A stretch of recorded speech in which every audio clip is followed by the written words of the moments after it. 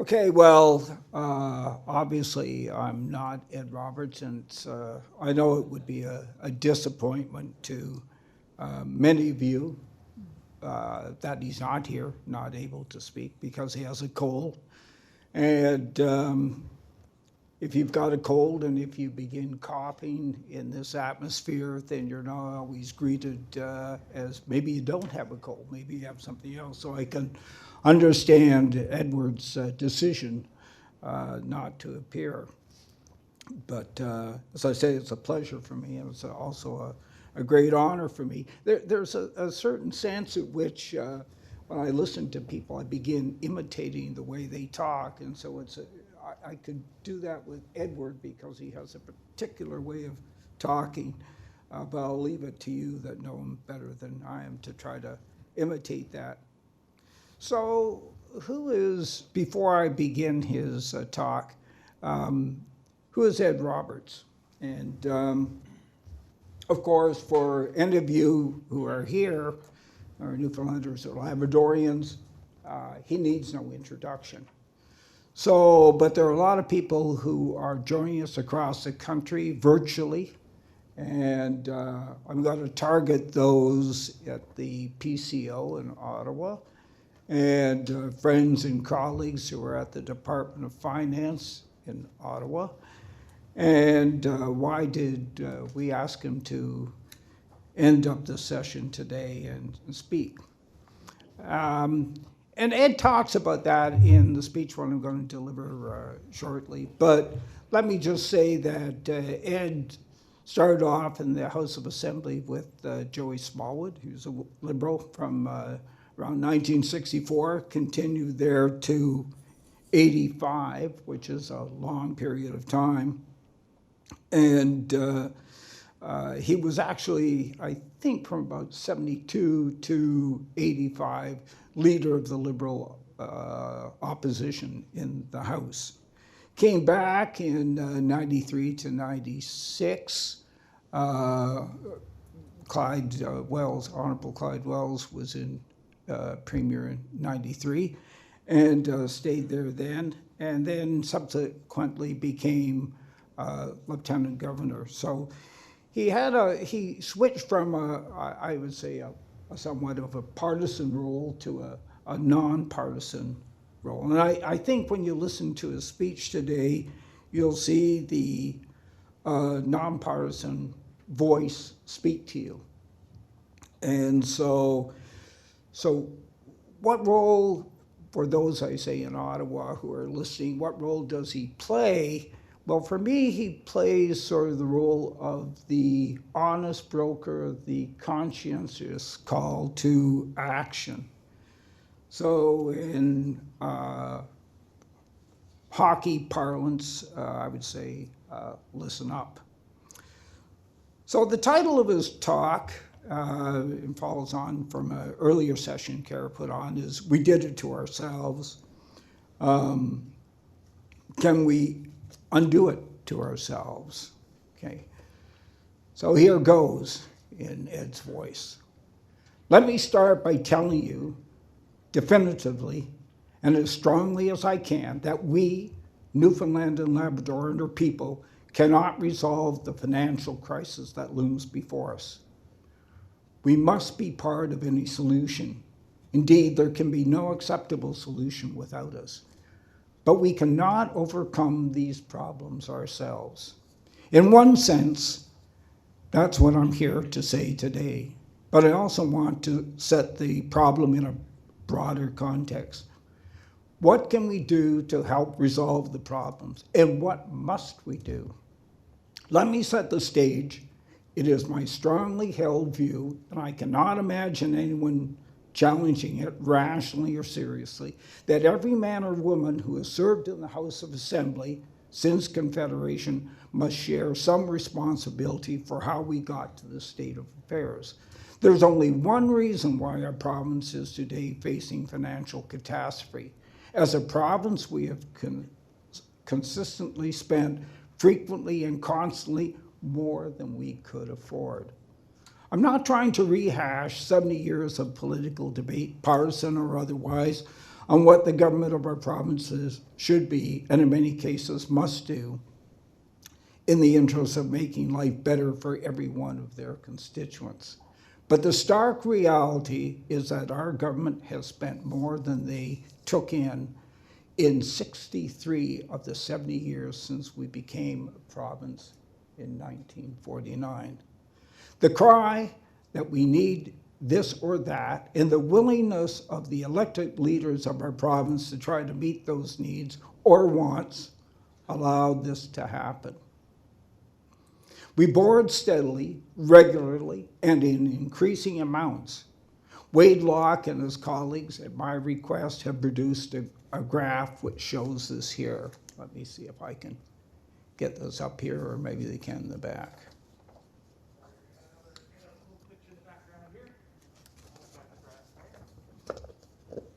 I have an iPad, so I just tap on everything, and it doesn't work so well on the TV. Things go wrong at once, so my apologies. There we go. Oh, that's all right. Can you see it there? Yes, no, maybe. Is it just me, or can you see a slide up there? This often happens during my lectures too. Okay, so there's a slide. So let's concentrate on the, we've got the accrual here in surplus or deficit. I don't like that. Cash is king or queen, so let's concentrate on the red line. And you see the red line here is below the $0 sign, so, and it's going down. So there's, it's just an example of what Ed was saying. I'm not trying to refight or to criticize the long ago decisions. Leaving aside the Muskrat Falls tobacco, which is in a class entirely of its own, can be argued that there was a need for every hospital or road or piece of municipal infrastructure or social program that has been put in place in Newfoundland and Labrador since 1949, and that every dollar spent to provide enhanced public services or social benefits was both essential and well spent. But that said, we did so is academic at best. The reality is that we spent the money and that we borrowed at least part, and in many instances, a very large part of the cost. The historians and the political scientists and the economists can debate this at whatever length they wish. What I am talking about today is the reality. The undeniable truth is that we have spent more than we raised in taxes or received from Ottawa in every year since we became Canadians in 1949, except for the 7 years of the oil bubble and the 2019 Accord. Perhaps this is the moment for a few words about deficits and borrowing. Every government borrows constantly for new schools, new hospitals, and new roads, the so-called capital expenditures. The loans, interest and principal, are paid off in annual installments. Our problem, brutally put, is that for the last several years we've been borrowing to pay out our current operating costs, including salaries and pensions. That is the same as borrowing to pay your light bill or your fuel bill, and then borrowing more money next month to pay last month's bill. That's what we've been doing. We haven't yet begun to repay our share of the billions that Nalcor, which we own, borrowed on our guarantee over and above the loans guaranteed by Ottawa. I'm not going to belabor this. All I am saying is that the first step towards heading off disaster must be to accept the reality. Acknowledgement that one has sinned is the essential first step towards absolution and forgiveness. I know that that sounds trite, even mundane, but I also tell you that it's the key to surviving the crisis that is about to envelop us. Ottawa will help us for two separate but equally compelling reasons. The first is that our province is on the very verge of defaulting on our debt obligations. We came perilously close to that a year or so ago when Dwight Ball told the Prime Minister we were unable to meet our public service payroll. That's unchallengeable evidence of looming bankruptcy. No Canadian sovereign issuer, a province or Ottawa, has ever defaulted, to my knowledge. Some came perilously close, as did Saskatchewan 30 years ago in the early 1990s. I don't pretend to know where we are today, but I'll tell you we are on the edge of disaster. A default by the province of Newfoundland and Labrador would be catastrophic for the province. It would also have a very strong negative impact on every other Canadian public entity looking to raise funds. It is a delusion to think otherwise. That's one reason why I have no doubt Ottawa will bail us out. The second is that we are Canadians, and every one of us living between Cape Race in the south and Cape Chidley in the north is a Canadian too. While there is no doubt that successive governments of both political stripes have spent more than they should have in the financial context, I believe that most fair-minded Canadians, and that's by far the greater part of our fellow citizens, would be quick to acknowledge that there was both a need for and a benefit to be gained from much of the improvement in our public services since 1949. That's why I believe that they will come to our aid in dealing with the financial crisis when we acknowledge our errors and seek forgiveness. The challenge before us, all of us here today, and everybody who cares about the future of the people of this province, is to put ourselves in the best possible position to seek the help we need. This is a really difficult part.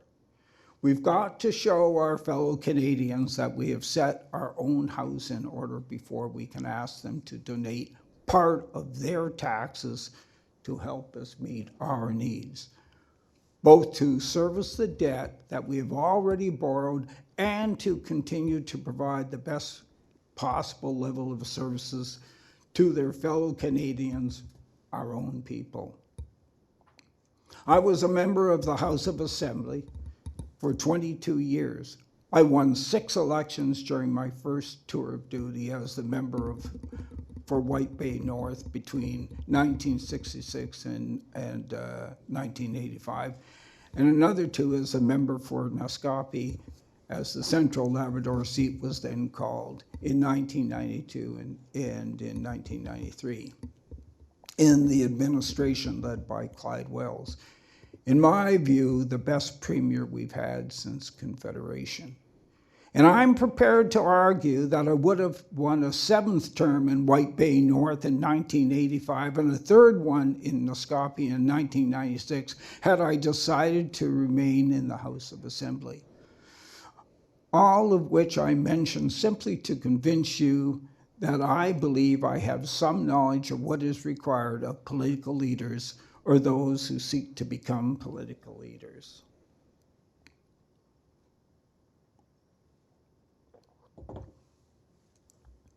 We have no alternative other than to review the full range of public services provided by government of Newfoundland and Labrador. The status quo is simply unsustainable. We've got to have a long look at just about every aspect of the broad spectrum of services provided by the government. Hospitals and our healthcare facilities, our highway systems, our school systems, and in particular Memorial and the College of the North Atlantic. The numbers of public servants and the wages and benefits they earn, and every other service and benefit we provide. Our argument will be that we need everyone now being offered, and indeed must improve most, if not all of them. But that doesn't address the fact that we can't afford to pay for them. And before we can convince our fellow Canadians to do so, we must show that the services we are offering to our people are comparable in fairness and in effectiveness to those of the governments of the other provinces that they are providing to their citizens. The fact that we need some particular facility or service is not sufficient. There must be a debate about this, but this is not the time nor the place to do it. The point I want to make is that the discussion, the debate, and the decisions we make are all going to bring great pressure on the members of the House of Assembly. Every one of the 40 of them. Years ago, the debate in rural areas was whether we could build roads to every community. The debate now must be about how to maintain those roads in those communities. Healthcare, the present system, I think it's fair to say, was created in the 1970s. It is still the one best configured to serve our needs, or is it still the best one to configured to serve our needs? Healthcare touches upon every one of us directly and frequently, but it also involves a great number of jobs. This will be a prime concern to every MHA, both rural and urban. What about the provincial ferries? True, they are a reasonably small part of the province's total expenditures, but they are a very visible part. Indeed, what is the future of rural Newfoundland and Labrador? In short, we must scrutinize every dollar we spend. Demographics. The iron rule of demographics tell us that the province is getting much older and very quickly. They also tell us that the number of people living in rural communities is dropping very quickly, as you saw here today. And the median age of the folks who do live there is rising rapidly. How do we care for these people? My own thing is often seniors taking care of seniors. A friend of mine told me recently that the only one of the growth industries in the province in the years ahead will be the operation of long-term homes and like facilities. The cost of looking after our senior citizens is going to continue to rise rapidly, and most of that cost will have to be borne by the public chest. The great part of our older folks simply cannot afford to pay for the care they need, and that they have every right to expect.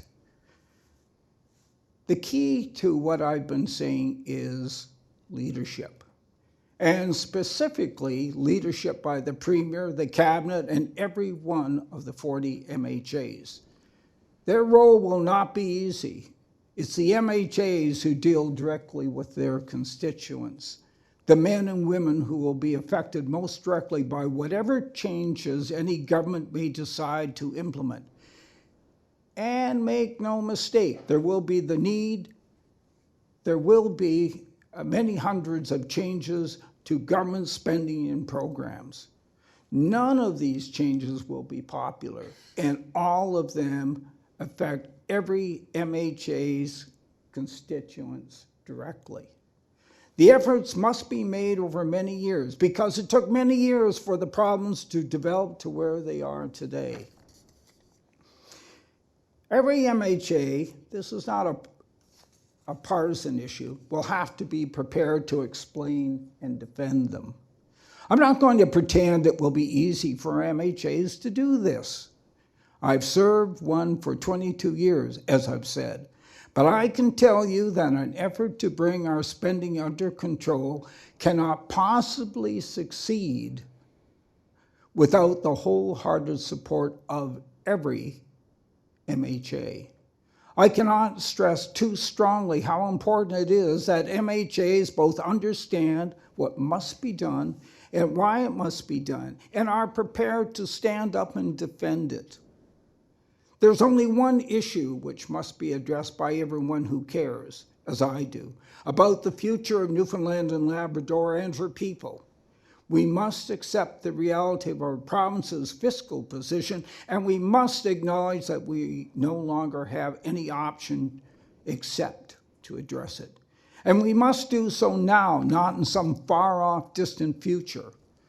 Others have spoken today, have canvassed a broad range of issues, each of which bears upon the question I've been asked to address. I don't need to speak to them. They all spoke for themselves very effectively. And so I shall simply say that the issue goes straight to the heart of our lives as Newfoundlanders and Labradorians. We've got to where we are today by ignoring reality. Political leader after political leader has done so. But we've run out of time. Our province is now borrowing to pay the interest on the debt we incurred over the years. We are not bankrupt, a word which describes a state of law, but we are insolvent, which is a statement of fact. We simply cannot pay our debts as they fall due. We cannot shift the blame to others. No, we have done this to ourselves. I turned 81 a fortnight ago. I've been involved in one way or another in the political life of Newfoundland and Labrador for more than 60 years. You will notice that I said political, not partisan. Most of my political activity has been partisan, of course, but my years as lieutenant governor between 2002 and 2008 saw me stand aside from the political fray. I was still very much involved in public life, of course, but as a spectator, not as a partisan. I've known some of them very well, every premier of the province, beginning with Mr. Smallwood, all 14, Joseph Smallwood, Frank Moores, Brian Peckford, Tom Rideout, Clyde Wells, Brian Tobin, Beaton Tulk, Roger Grimes, Danny Williams, Kathy Dunderdale, Tom Marshall, Paul Davis, Dwight Ball, and Andrew Fury. Each of them was and is dedicated to trying to make Newfoundland and Labrador a better place in which to live and to work, and to improving the lives of every man, woman, and child living here. I'm not here to try to single out any of them as being a sinner. There's enough blame for every one of them to have a place. Some of them may have talked the talk in the well-known phrase, but only one of them ever walked the walk. There's enough blame to go around for everybody who was involved.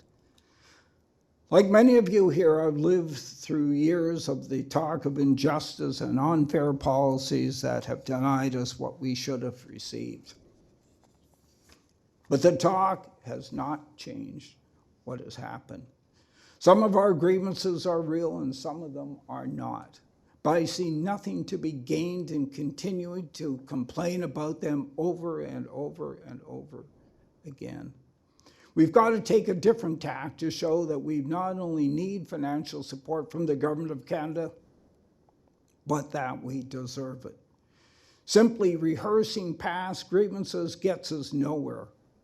We've got to move on. And so what do we do? How do we deal with the realities? This brings me back to where I began.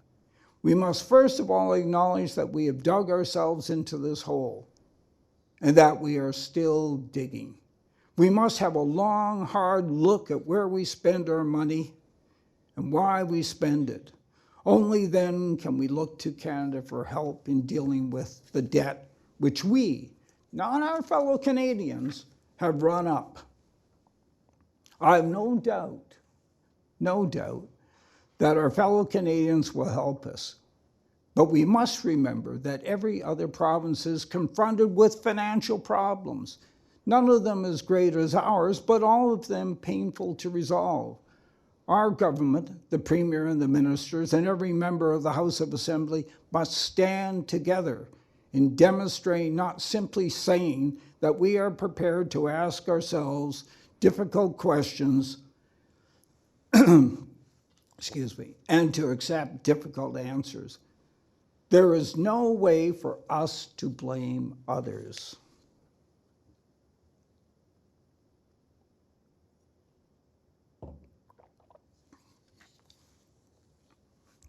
Our fellow Canadians will stand by us, but we must show them that we are doing our part.